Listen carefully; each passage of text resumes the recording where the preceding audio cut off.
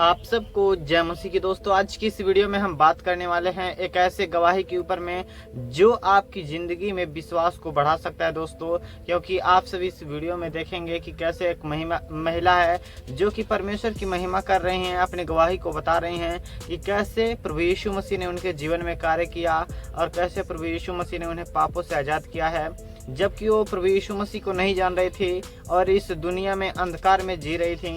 तो उनका जीवन कैसा था, कैसा नहीं था, सारी बातें उन्होंने इस वीडियो में बताई हैं। तो आप लोग इस वीडियो को छोड़कर मत जाइएगा, नहीं तो आपको कुछ भी समझ में नहीं आएगा। और दोस्तों, मैं आपको बताना चाहता हूं, इनके जीवन में बहुत ही बड़ी बीमारियां थी जो कि प्रभु यीशु मसीह ने उन्हें ठीक किया है। और उनके अंदर जो ट्यूमर का बीमारी था वो भी प्रभु यीशु मसीह के नाम में ठीक हो गया है। दोस्तों, आप सभी इन गवाही को सुन सकते हैं, आप सभी इस गवाही के जरिए समझ सकते हैं कि इनके जीवन में क्या प्रॉब्लम था, क्या प्रॉब्लम नहीं था। सारी बातें इस वीडियो में है दोस्तों। तो आइए हम सभी इस वीडियो को देखते हैं, उसके बाद में आगे बातें करेंगे। और जाके डॉक्टर को दिखाए, डॉक्टर बोला तो तुमको 2 ट्यूमर हो गया है और उसको निकाल के फेंकना पड़ेगा, तब भी हम गारंटी नहीं दे सकते कि तुम जिंदा रहो। और वो लोग बहुत कोशिश किए मारने के लिए, और एक दिन मुझे जहर देने की कोशिश की और जैसे मीटिंग में ला के अच्छा चावल दिए थे हमको, वो चावल खा के जैसे मेरी माँ, मेरी बहन और मैं, मेरा जन्म मसीह के परिवार में हुआ। मेरे पापा पास्टर थे और रोज़ प्रार्थना होना, प्रार्थना जाना, संडे स्कूल जाना, ये हमारा रोज़ का काम था। लेकिन रोज़ प्रार्थना जाने के बाद भी, बाइबल पढ़ने के बाद भी, एक दिन ऐसा आया मेरे जीवन में, एक अंधकार की ताकत ने मुझे घेर रखा था और रोज़ आता था वो दुष्ट आत्मा और मुझे मारने के लिए कोशिश करता था। और मैं ऐसे ही 1 हफ्ता, 15 दिन, महीना ऐसा गुजर गया और मैं लोगों को बोलने लगी कि मुझे ऐसा हो रहा है। मेरी बातों पे कोई विश्वास नहीं कर सकता कि क्योंकि मैं एक पास्टर की बेटी हूँ, फिर मैं मतलब चर्च जाने वाली लड़की हूँ, इसके साथ ऐसा कैसे हो सकता है। फिर मैं जिसके बारे में बोली कि जिसके रूप से आके मुझे मारने लगी, वो भी वो मौसी मुझे बहुत प्यार करती थी, वो कैसे इसको हार्म कर सकती है मरने के बाद। तो ये सब लोग मेरे अगेंस्ट में आ गए कि ये तो ऐसी बातें बना रही है, ऐसा कुछ नहीं है। लेकिन मैं बहुत धीरे धीरे डिप्रेशन में चली गई और वो दुष्ट आत्मा रोज आता था, मुझे मारने के लिए कोशिश करता था, लेकिन मैं मुझे मार नहीं पाता था। और एक दिन मेरे बड़े भैया आए और बोले कि चल एक जगह पे आत्मा और सच्चाई से क्या होता है, भजन होता है। आज मैं यही बताना चाहती हूँ कि हम प्रार्थना करते हैं, दुआ करते हैं, क्या हमारा प्रार्थना, क्या हमारा दुआ परमेश्वर सुनता है? क्या हम जो चर्च जाते हैं या हम जो फेलोशिप करते हैं, क्या प्रभु का उपस्थिति हमारे जीवन में लागू होता है? मेरे प्रियो, मैं भी बचपन से प्रभु की उपस्थिति, प्रभु की मतलब कलीसिया जाती थी, संडे स्कूल जाती थी, फिर भी मेरे जीवन में दुष्ट आत्मा का प्रभाव था, फिर भी वो दुष्ट आत्मा मुझे मारने लगा। लेकिन मेरे भैया बोले चलो, एक दिन बोले, और जैसे हम वहाँ चले गए, हम देखते हैं मेरे जो पास्टर थे, मेरे आत्मिक पिता, उन्होंने मुझे बोला जब आराधना चल रहा था, बोले यहाँ पे एक बहन है और रात को बहुत तकलीफ उठाती है दुष्ट आत्मा के कारण। और जैसे जैसे बोलने लगे मैं नीचे गिर गई और उठ के दुआ करने के लिए भी मैं उनके पास नहीं गई और आके मैं घर आ गई। और उसी रात को मैं सो गई। वो सुबह उठ के देख रही हूँ कि कोई भी ताकत आके मुझे फिर से मारने की कोशिश नहीं किया। उसके बाद ट्यूसडे आया, ऐसे होते होते सैटरडे आया। जैसे संडे आया, मैंने डिसाइड किया कि नहीं, अगर हमको कहीं जाना है, अगर कहीं आराधना करना है जहाँ पर सच्चाई और आत्मा से आराधना होती है। मैं आपको आज ये मैं बताना चाहती हूँ, जिस दिन से मैंने आत्मा और सच्चाई से आराधना करना शुरू किया, प्रभु ने मेरे जीवन में बहुत सोचने से, समझने से बढ़कर परमेश्वर ने मेरे जीवन में काम किया। वो वचन मुझे याद आता है, पहली बार मैंने जब बाइबल पढ़ा, वहाँ पे लिखा था कि एक वचन को मैंने पढ़ी, कोलोसियर चैप्टर 1 वर्स 13, कि परमेश्वर ने अंधकार की ताकतों से, बंधन से छुड़ाकर हमको उसके प्रिय पुत्र के राज्य में प्रवेश कराया है।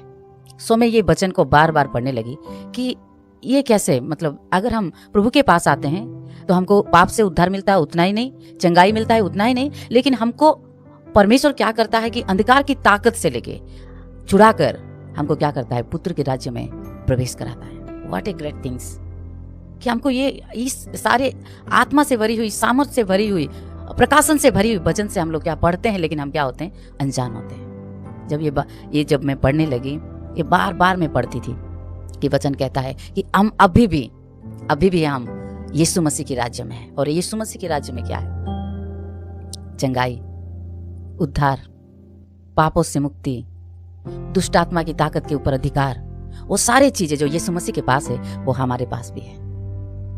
मेरा जीवन धन्य हो गया। मैं प्रभु को जब से जीवन दी और मेरा जीवन धन्य होगा, इस वचन पढ़ने के बाद मुझे अपने आप पर ऐसा गर्व हुआ कि I am not a ordinary, I am extra ordinary. मैं हमेशा ये फील करने लगी मैं एक साधारण नहीं हूं, मैं एक मतलब प्रभु की सामर्थ्य से भरी हुई मैं एक प्रभु की दासी हूँ। मैंने डिसाइड कर लिया कि ये जीवन प्रभु को देना है। मैंने बाइबल कॉलेज की, प्रभु को सेवा के लिए अपना जीवन दे दी। एक दिन वैसे ही मैं प्रभु का सेवा बढ़ने लगा, लोग चिढ़ने लगे, अन्य जाति लोग, और वो लोग बहुत कोशिश किए मारने के लिए। और एक दिन मुझे जहर देने की कोशिश की और जैसे मीटिंग में लाके अच्छा चावल दिए थे हमको, वो चावल खा के जैसे मेरी माँ, मेरी बहन और मैं बेहोश हो गए। ऐसा लगा कि मतलब शरीर और कुछ काम नहीं किया, और मुझे पता चल गया कि कुछ हमको दे दिया, हम खाए हैं और अभी हम इस दुनिया में नहीं रहेंगे। तो उसी समय भी मैंने एक वचन को याद किया जो मार्क 16 में लिखा है, मार्क 16, 15, 16, 17 में से लिखा है कि जो उस पर विश्वास करेगा, विश्वासी लोग का एक चिन्ह होगा कि वो रोगी लोगों के ऊपर हाथ रखेंगे, और अगर कोई हानि की वस्तु भी अगर वो खाते हैं तो उनका कोई क्षति नहीं होगा। अगर वो जहर भी खा लेते हैं तो उनका कुछ कोई बिगाड़ नहीं सकता, कुछ नहीं हो सकता, क्योंकि परमेश्वर के लोगों का ये चिन्ह होगा कि वो सांपों को अपने हाथ में पकड़ेंगे, जहरीली चीज खाने से भी उनको कुछ नहीं होगा। तो फिर मैं वो वचन, मेरा हाथ काम नहीं कर रहा था, मेरा पाँव काम नहीं कर रहे थे, मैं बोलना चाहती थी, बोल नहीं पा रही थी, लेकिन वही वचन मुझे बार बार याद आता था कि प्रभु तेरे वचन में लिखा है कि अगर हम जहर भी खा ले तो हम जहर कुछ नहीं कर सकता हमको। अगर हम जहरी सांप को भी देखें तो इतना तूने ताकत दिया है अपने विश्वासी लोगों को, अपने दास दासी को, कि सांपों को भी अपने हाथों में वो लोग क्या कर सकते हैं, उठा सकते हैं। और सचमुच में परमेश्वर का वचन सामर्थ्य से भरा हुआ है, अद्भुत, और उसमें जीवन है। और सच में वो परमेश्वर के वचन में जीवन में उस दिन में फिर से एक नया जीवन मुझको मिला, और मैं अपने अंदर वो वचन को बोलती रही, प्रभु तेरे वचन में लिखा है कि विश्वासी को कोई भी चीज से हानि नहीं होगा। तो वो वचन बोलते रहिए, प्रभु तेरे वचन जीवित है, तेरे वचन सामर्थ्य है, और तुझे ये करना पड़ेगा प्रभु। अगर मैं मर जाऊं तो तेरी वचन क्या हो जाएगा, झूठा हो जाएगा, और परमेश्वर का वचन कभी झूठा नहीं होता। हम we are not a perfect, but परमेश्वर का वचन परफेक्ट है। हम सच्चे नहीं हो सकते, लेकिन परमेश्वर का वचन सत्य है, उसमें जीवन है। प्रभु तेरी वचन के अनुसार, तेरे वचन में जो सामर्थ्य है, उस सामर्थ्य के अनुसार मुझे बचाना पड़ेगा प्रभु, क्योंकि मैं तेरे नाम से जानी जाती हूँ। मैं यही मन में प्रार्थना कर रही थी, और सुबह हुआ और हमको कुछ नहीं हुआ। दोबारा दूसरा दिन मैंने वही किया, पता नहीं था वो चावल में फिर से खा लिए, लेकिन प्रभु दोबारा जहर खाने के बाद भी परमेश्वर बचाया हमको। और देखिए मैं आज आपके सामने में। तो ये बातें बार बार मेरे जीवन में, परमेश्वर के वचन में क्या है, ताकत है, परमेश्वर के वचन में जीवन है। हम परमेश्वर के वचन को तो जानते हैं, लेकिन हम क्या करते हैं, उस पर खड़े नहीं होते कि परमेश्वर के वाकई जितने भी वचन बाइबल में लिखा गया है, उस सारे वचन में जीवन है। जब हम वचन को सुनते हैं और जब हम बोलने लगते हैं तो वचन क्या करने लगती है, उसके अंदर जो जीवन है, उसके अंदर जो ताकत है, उसको वो क्या होता है, प्रकाशन में परमेश्वर लाता है। और जब तक हम सुनेंगे नहीं, और जब तक हम बोलेंगे नहीं, और जब तक हम उस वचन में को काम में नहीं लाएंगे, तो वो वचन कुछ नहीं है। तो परमेश्वर का वचन जीवित है। कब जीवित है, जब हम अपने जीवन में उसको लागू करेंगे। हम पढ़ते तो हैं बाइबल, सुबह शाम हम बाइबल पढ़ते हैं, बहुत सारे लोग बहुत बाइबल पढ़ते हैं, लेकिन बाइबल में से नहीं लिखा कि तुम बाइबल पढ़ो। बाइबल में लिखा है कि तुम मनन करो, तुम बाइबल वचन को, परमेश्वर के वचन को तुम क्या करो, ध्यान करो। कितनी अद्भुत बात मेरे जीवन में मैंने महसूस किया जब जब मैंने वचन को अपने जीवन में लागू किया। अपनी मुंह से मैं बोलने लगी कि परमेश्वर का वचन जीवित है।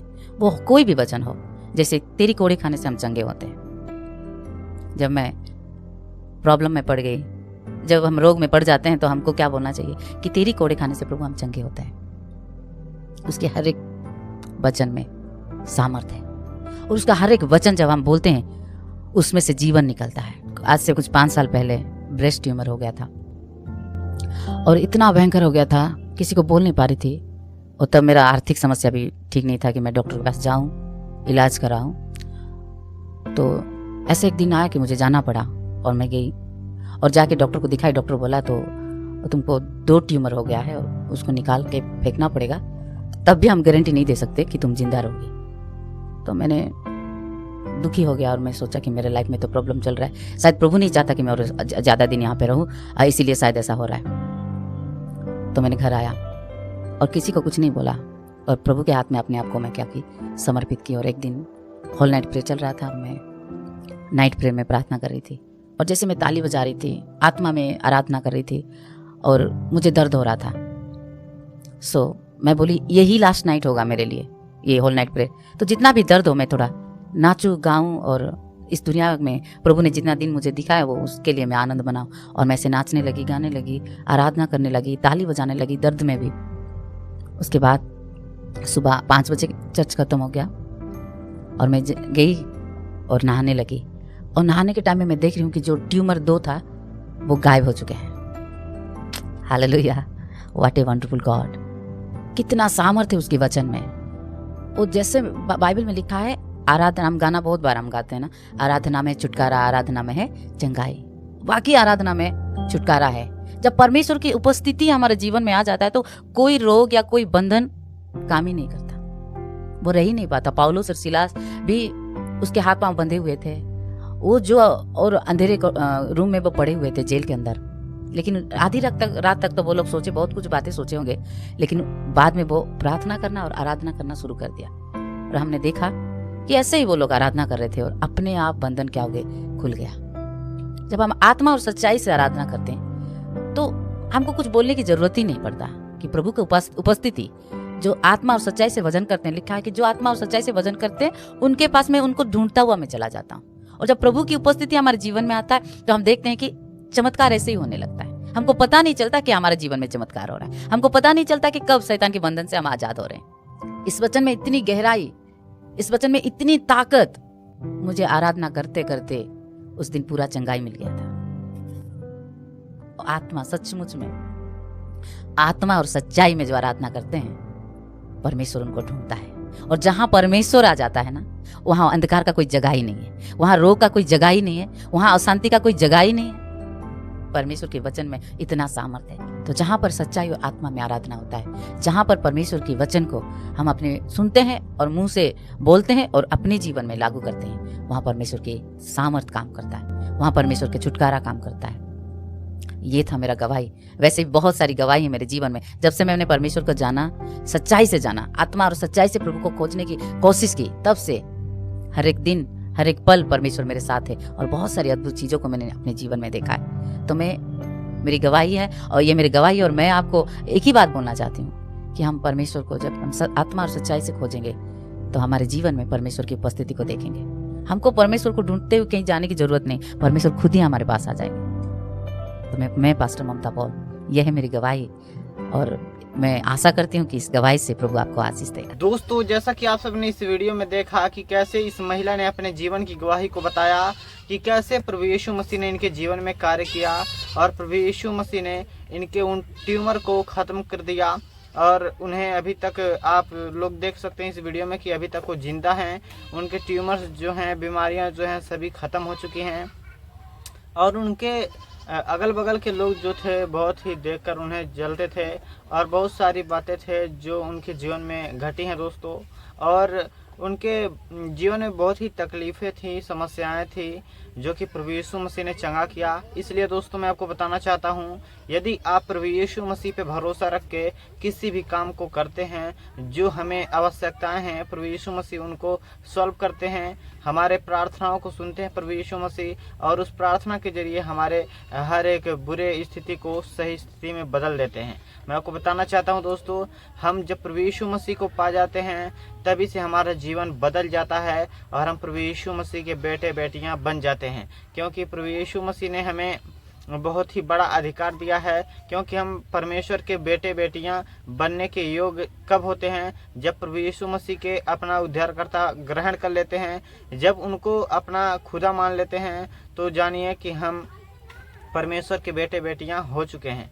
मैं आपको बताना चाहता हूं दोस्तों, हम सबसे प्रभु यीशु मसीह इतना प्रेम करते हैं, इसलिए वो अपने लहू को क्रूस पर बहा दिए कि ताकि हम लोग उस पाप से आज़ाद हो सकें जिस पाप के बंधन में हम पहले फंसे थे। इसलिए जो कोई प्रभु यीशु मसीह पे विश्वास करता है वही पापों की उद्धार उसी की होती है और वही पापों की क्षमा प्राप्त करता है। दोस्तों, मैं उम्मीद करता हूं कि आप सभी इस वीडियो के जरिए आपकी विश्वास बढ़ी है, इस गवाही को सुनने के जरिए आपकी जो है विश्वास और भी बढ़ी है। दोस्तों, मैं उम्मीद करता हूं कि आप सभी इस वीडियो को पूरा देखें, इसके लिए धन्यवाद करता हूं। दोस्तों, फिर मिलते हैं किसी एक और नए गवाही के साथ में, तब तक के लिए आप सबको जय मसीह की।